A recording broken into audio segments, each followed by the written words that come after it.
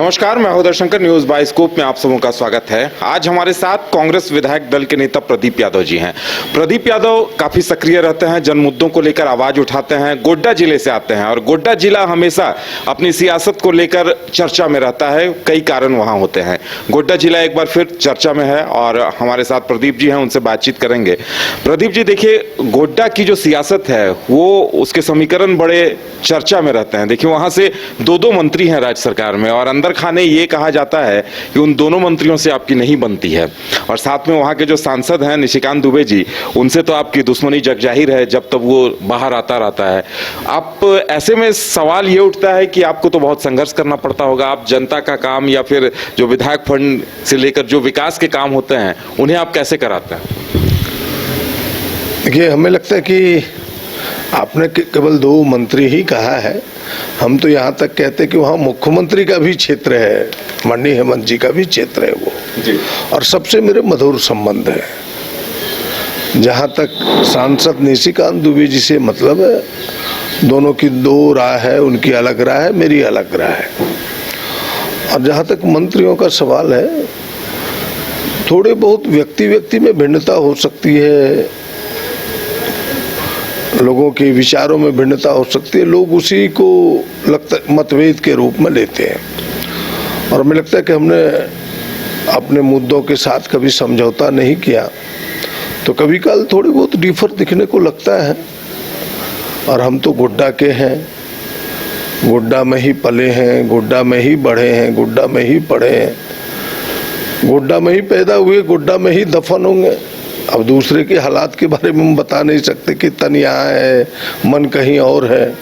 तो ऐसे लोगों की सोच थोड़ी अंतर हो सकती है, लेकिन फिर भी कामकाज में या मुद्दों के समाधान में या फिर कोई विषय लेकर के हमें लगता है कि कोई डिफरेंसेस नहीं है। हम भी अपने काम करते हैं, वो भी अपने काम करते हैं। वो माननीय मंत्री हैं, उनके अलग रोल है, हमारे अलग रोल है। लेकिन देखिए, एक मामला अभी काफी चर्चा में आया था। अडानी के प्लांट में स्थानीय लोगों को रोजगार मिले, नौकरी मिले, इसके लिए आंदोलन छेड़ा गया। आपका पूरा समर्थन रहा, आप भी वहां गए। लेकिन 2-3 दिन बाद मंत्री जी संजय यादव जी आए, उन्होंने आंदोलन खत्म करा दिया। तो इसे लेकर गोड्डा में चर्चा इस बात की है कि क्या कुछ है इसके पीछे? देखिए, ये तो सच है कि अडानी के मुद्दे को लेकर के मैं शुरुआती दौर से ही मुखर रहा। जब रघुवर जी यहाँ मुख्यमंत्री हुआ करते थे, मुझे जेल भी जाना पड़ा। और गोड्डा के विषय पर हम कोई समझौता नहीं कर सकते। आज भी वो मुद्दा जिंदा है कि वे गोड्डा के लोग धुआं खा रहे हैं, गोड्डा के लोगों ने जमीन दे दी, पानी दे दिया, खून दे दिया। और आज गोड्डा के जो कुछ लोग नौकरी उसमें कर रहे हैं, वो भी 2 दर्जे का नौकरी। उनकी सैलरी अलग है, बाहर के लोगों की सैलरी अलग है। स्थानीय लोगों को कम तरजीह दिया गया। हम इन मुद्दों को लेकर के निश्चित रूप से भूख हड़ताल पर समर्थन में थे। माननीय मंत्री जी ने आश्वासन देके भूख हड़ताल तुड़वा भी दिया। वो मंत्री के रोल में थे, तुड़वाना उनका फर्ज था। लेकिन उसके विपरीत काम हुआ। आज उनकी सैलरी और घटा दी, वो बढ़ाने की मांग कर रहे थे, कटौती कर दिया गया। आज उनकी मांगे अब भी जिंदा है। और हमने पहले भी कहा था, आज फिर से आपके माध्यम से दोहराता हूँ, हमने अडानी पावर प्लांट के पूरे प्रबंधन को चेतावनी दिया है कि थोड़े दिन हम वेट एंड वॉच में हैं। यह आंदोलन मरा नहीं है, सुसुप्त अवस्था में हम पुनः जिंदा करेंगे। और जो गोड्डा के लोग हैं उन्हें हक और अधिकार दिलाएंगे। तो थोड़े बहुत डिफरेंसेस आते हैं, क्योंकि दोनों के रोल अलग है। मैंने पहले ही कहा, उन्होंने निश्चित रूप से तुड़वाया था, लेकिन तुड़वाने के बाद वादा पूरा नहीं हुआ। ये आज लोगों के मन में कसक है। चलिए, वादा पूरा नहीं हुआ, लेकिन देखिए, आप भले कह रहे हैं कि सब एक हैं और एक साथ मिलकर काम कर रहे हैं, लेकिन एक और मामला चर्चा में आया था। देखिए, गोड्डा चौक पे भीम आर्मी ने मांग की थी आपसे कि वहां बाबा अंबेडकर की मूर्ति लगवाई जाए। आप उस दिशा में आगे भी बढ़ रहे थे, लेकिन अब वही लोग कह रहे हैं कि मंत्री जी ही नहीं काम होने दे रहे हैं, काम रुकवा रहे हैं। देखिए, बाबा साहब सबके हैं। बाबा साहब ने तो इस देश को सब कुछ दिया। हम प्रयासरत थे, इसमें आपके प्रश्न बिल्कुल सही है और आज भी प्रयासरत है। मैं माननीय मुख्यमंत्री जी से भी 2 दिन पहले इस विषय को लेकर मिला था, उनसे आग्रह किया था। उन्होंने आश्वस्त में किया है कि हम प्रयास करेंगे कि वो वहाँ मूर्ति बैठे। हम माननीय मंत्री जी से भी आग्रह करेंगे और मिलके भी आग्रह उनसे करेंगे। भीम आर्मी के लोग भी उनसे मिले थे, अब उनके मन में क्या है ये मुझे नहीं पता, लेकिन हमें लगता है कि राष्ट्रीय जनता दल की वो लेता है। राष्ट्रीय जनता दल भी बाबा साहब को मानते हैं, उनका भी बाबा के प्रति सम्मान होगा, बाबा भीमराव अंबेडकर के प्रति। हमें लगता है कि उनका सहयोग मिलना चाहिए और आने वाले दिन में निश्चित रूप से वहाँ हमें लगता है कि बाबा साहब की मूर्ति स्थापित होगी। माननीय मुख्यमंत्री जी ने भी आश्वस्त किया और हम लोग फिर से एक बार प्रयास करेंगे। चलिए, एक बात ये देखने को तो जरूर मिल रही है कि आप कदम बढ़ाते हैं या आप कोई अभियान छेड़ते हैं तो उसे रोकने के लिए लोग सामने आ जाते हैं। देखिए, देवडार प्रखंड को लेकर आपकी पुरानी मांग रही है और आप उस पर काफी मुखर रहे हैं। अब आम लोगों की मांग है कि वो प्रखंड बने, तो क्या लगता है कि वो होगा या फिर उसे भी रोकने की कोशिश होगी? तो उसे रोकने की कोशिश नहीं होगी। अभी चर्चा में कई प्रखंडों का है।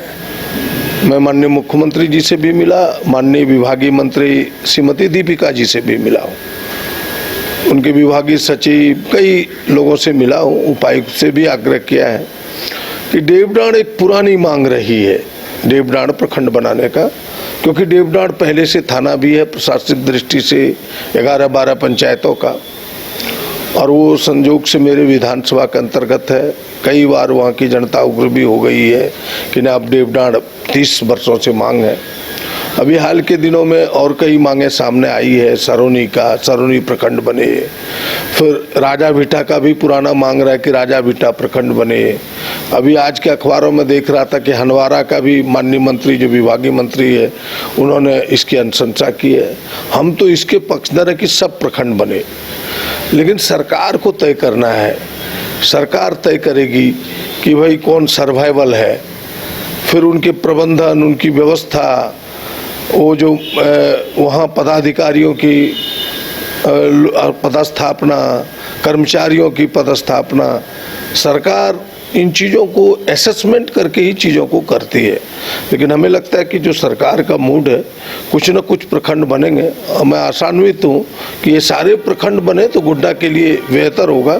लेकिन हम जिस क्षेत्र का प्रतिनिधित्व करते, कोई भी व्यक्ति सामान्य रूप से इस क्षेत्र का प्रतिनिधित्व करने वाला उस क्षेत्र पर जोर देता है, लेकिन हम तो चाहते हैं कि सरोनी भी बने। हम तो चाहते हैं कि राजा भिटा तो मुख्यमंत्री जी का ही क्षेत्र है, खुद वो भी चाहते होंगे, और फिर यह हनवारा माननीय दीपिका जी का क्षेत्र में आता है जो कि उस विभागीय मंत्री भी हैं। तो हमें लगता है मोटे तौर पर यही चीज़ें हैं। हमें नहीं एक दूसरे को रुकवाने की आवश्यकता नहीं है, चीज़ों को समझने की ज़रूरत है कि कौन सर्वाइवल है। और हमें लगता है सब में 8-10 पंचायत आ जाते हैं, तो 10 पंचायत 11 पंचायतों का आज के लिए लाजमी है प्रखंड बनना। जितनी छोटी इकाई होगी जनता को उतना बेहतर सेवा दे पाएगा। तो हम इसके पक्षधर हैं, इससे कहीं कोई डिफरेंसेस नहीं है।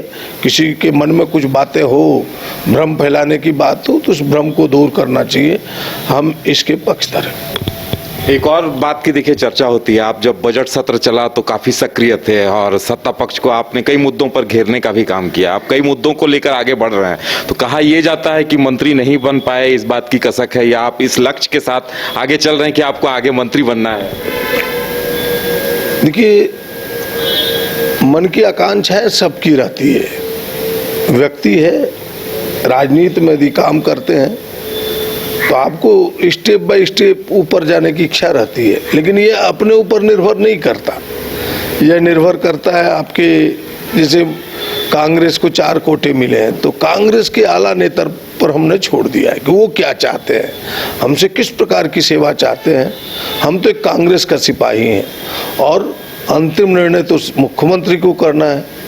कांग्रेस अपने कोटे का जिनकी नाम अनुशंसा करते हैं, मुख्यमंत्री जी उनको अपने कोटे में शामिल करने का प्रयास करते हैं, या फिर मुख्यमंत्री की भी सहमति होती होगी। तो ये मुख्यमंत्री जी का अपना अधिकार है और कांग्रेस के आला नेताओं का निर्णय है, हम उन पर छोड़ते हैं। हमें अभी जो काम मिला है विधायक दल के लीडर के रूप में, मैं उस रोल को बखूबी निभाने का प्रयास कर रहा हूं और मुझे विश्वास है कि कांग्रेस का सच्चा सिपाही हूं। कांग्रेस झारखंड में मजबूत हो, यह मेरी पहली प्राथमिकता है। राहुल जी के विचार जन जन तक पहुँचे। जिस प्रकार देश के हालात है, उस हालात में जो राहुल जी ने कमर कसी है लड़ने का, उस लड़ने का एक सिपाही मैं भी हूँ।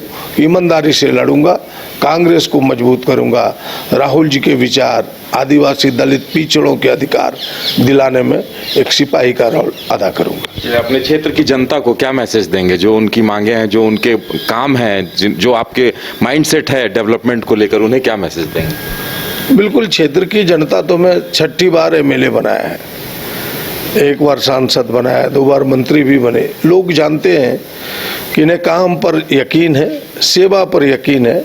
जो सेवा भाव आज से 30 वर्ष लेके चला था, वही सेवा भाव लेके चला हूँ।